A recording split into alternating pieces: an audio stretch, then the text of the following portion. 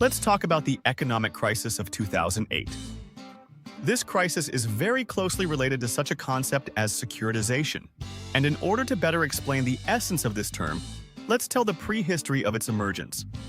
Somewhere in the 70s, the Government National Mortgage Association, which is known as Ginnie Mae, issued bonds guaranteed by cash flows from mortgage loans. In general, these bonds were almost no different from ordinary corporate bonds.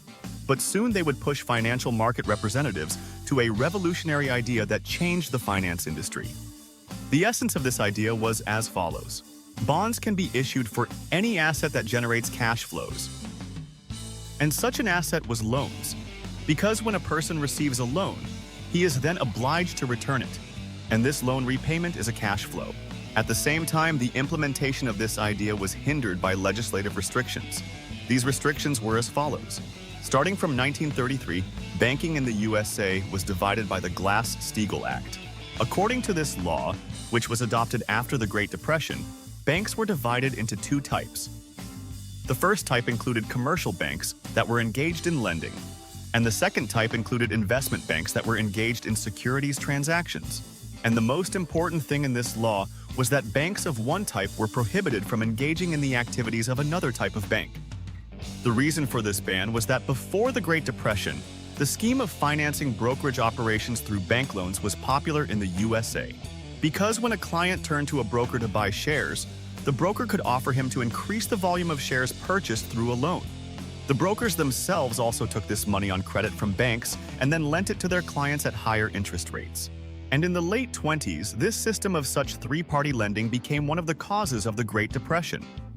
Well, to prevent such abuse from occurring in the future, such a law was created. Therefore, when the securitization scheme was invented, these legislative restrictions did not allow this scheme to be launched, because both types of activity were necessary for its operation. And to resolve this issue, bankers lobbied for the adoption of the Graham-Leach-Bliley Act of 1999, which abolished the restrictions of the previous law. The scheme itself worked as follows. When a person wants to buy a house, but he does not have the money for it, therefore, he applies to the bank to get a loan. Then, if this borrower meets all the bank's requirements, the bank finances the purchase of this housing.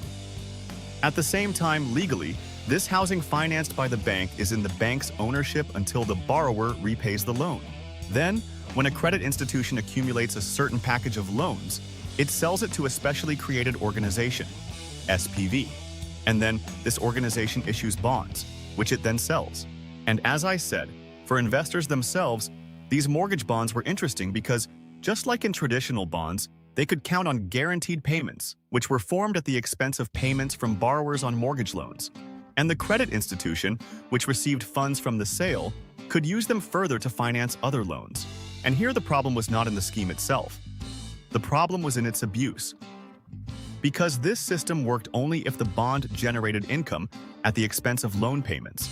However, if the borrower stopped paying, then in turn the issuer had difficulties servicing the obligations on the bonds, which could cause a default. And therefore, in order to avoid such a situation, it was necessary to conduct a qualitative analysis of the borrower's financial condition and, based on this analysis, determine how reliable and solvent he is. His assets, income, place of work, how long he has been working there, position, credit history were assessed. Since all borrowers were different, there was a system of rating borrowers, from reliable to unreliable.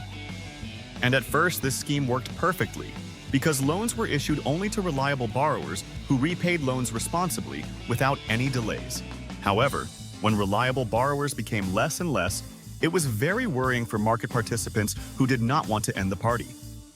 At the same time, all financial market participants understood perfectly well that if they wanted to preserve and increase profits from the operation of this scheme, they would have to reduce the requirements for borrowers. And here a dilemma arose. If you give loans to unreliable borrowers, you can increase the volume of mortgage bond issuance, but in this case, the risks of non-repayment of loans increase. And financiers came up with a way out of this difficult situation. As a solution, you can combine borrowers from different cities and places of work into one group. In this case, the probability that a plumber from San Diego and a waiter from New York will go bankrupt at the same time is very low. And if we add reliable borrowers to this group, Then in this way, we can synthesize a new type of bond, which in terms of reliability will not be inferior to mortgage bonds. And so, as a result of combining different borrowers into one group, a new type of mortgage bond appeared, CDO. It is also necessary to note that a very large role in the popularization of these bonds was played by rating agencies, which assigned them the highest AAA ratings.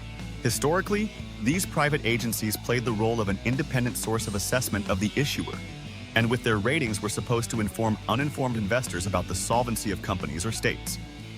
In this case, such authoritative rating agencies as Moody's, Fitch, S&P assigned the highest rating to mortgage bonds, equating them in terms of reliability to U.S. Treasury bonds.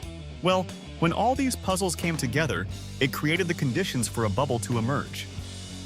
The reason was very simple. Since banks reduced their requirements for borrowers, this increased the number of people wishing to obtain a loan. In turn, this led to an increase in demand for housing, and as a result to an increase in prices. And given that house prices were constantly growing, this also increased the size of the loan.